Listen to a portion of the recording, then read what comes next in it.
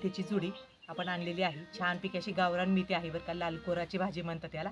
आणि हीच भाजी चवीला खूप छान लागते आणि अशी देठं आणि बुटकी असते ही भाजी. जास्त अशी जी विलायती भाजी असते ना ती अशी मोठी आणि गड्डी देखील मोठी येते. तर ही भाजी लाल कोराची असल्यामुळे आणि गावरान असल्यामुळे बुटकी अशी असते, पाहू शकता. ही भाजी आता आपण निवडून घेऊया.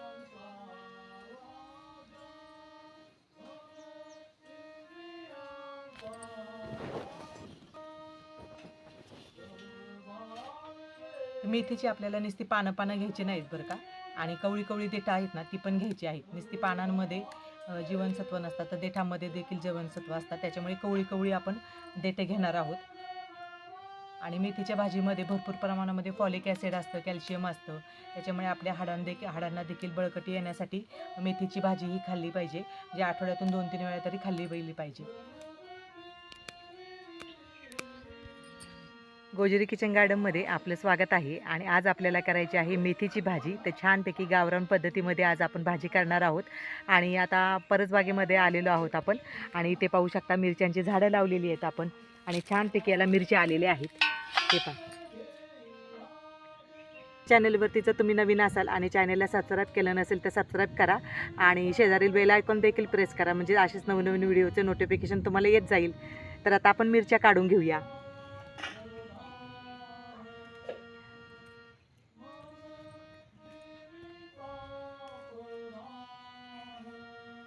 छान अशा काळ्या भोर मिरच्या आहेत तिखटसर.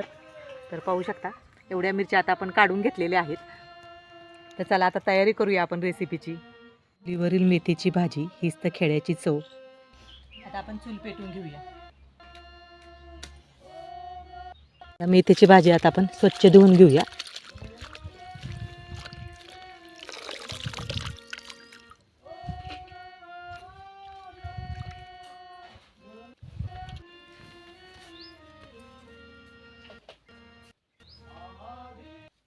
आता चूल चांगली पेटली आहे आपली. कढई ठेवून घेऊया.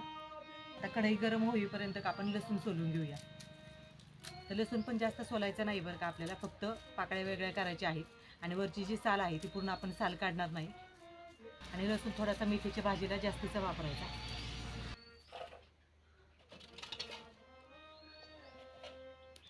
मिरच्यांची देखील देठं काढून घेऊया आपण. आणि कढई चांगली गरम झालेली आहे. तर इथे आपण शेंगदाणे घेतलेले आहेत. शेंगदाणे भाजून घेऊया.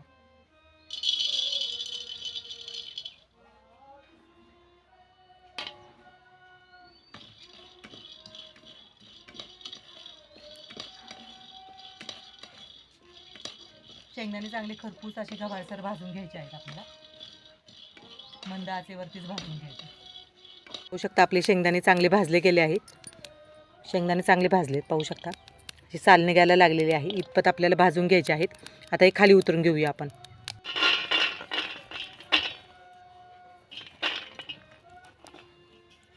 तर पाहू शकता आपण हिरव्या मिरच्या, लसूण आणि शेंगदाणे आता हे वाटण करून घेऊया.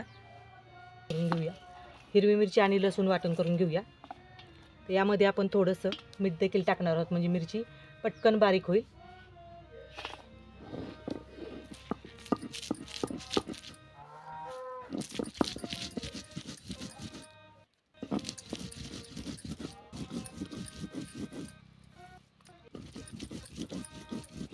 आता आपली मिरची वाटून झालेली आहे, काढून घेऊया.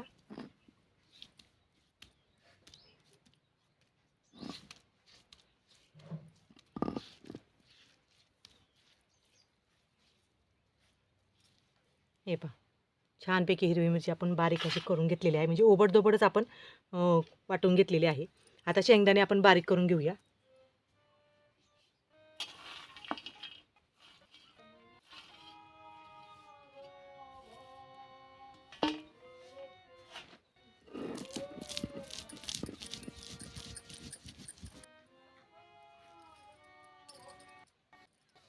हे पहा काढून घेऊया आपण.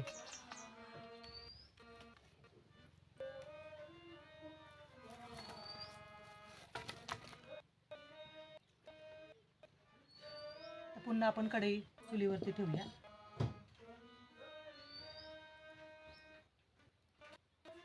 आणि तेल टाकून घेऊया.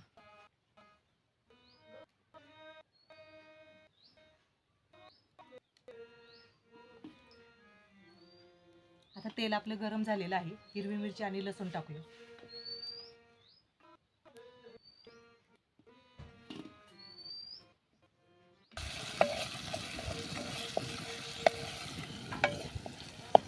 तर मिरची आपली चांगली परतली गेली आहे. आता आपण भाजी टाकून घेऊया. भाजी टाकून घेऊया.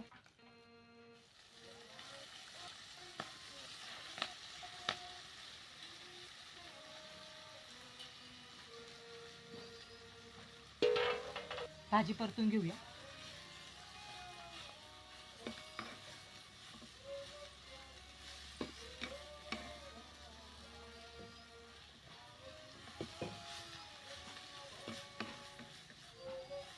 मस्तपैकी अशी झणझणीत होती बरं का भाजी. अगदी साध्या पद्धतीमध्ये केलेली आहे. लसूण फक्त थोडासा जास्तीचा वापरायचा या भाजीसाठी.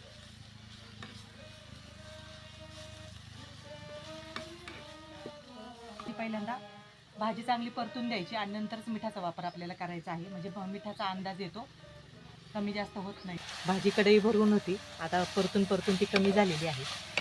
त्यामध्ये आपण मीठ टाकूया. पहिल्यांदा वाटणामध्ये देखील आपण मीठ टाकलेलं आहे. त्या अंदाजाने मिठाचा वापर करायचा.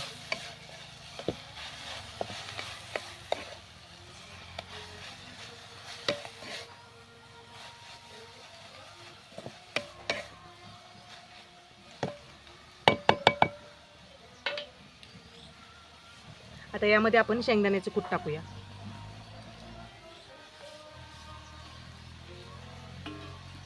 पुन्हा आपण परतून घेऊया.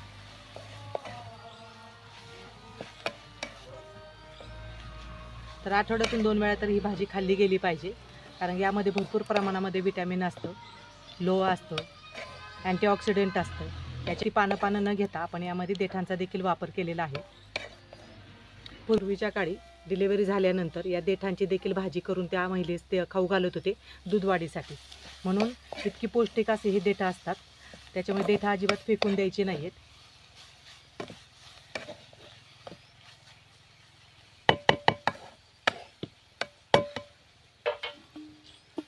आता भाजीला आपण 2 मिनिटं वाफ काढूया.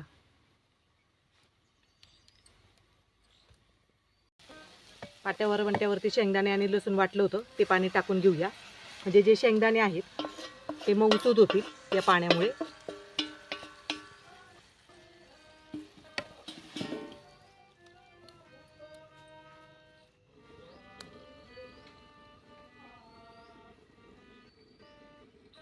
झाकण काढूया.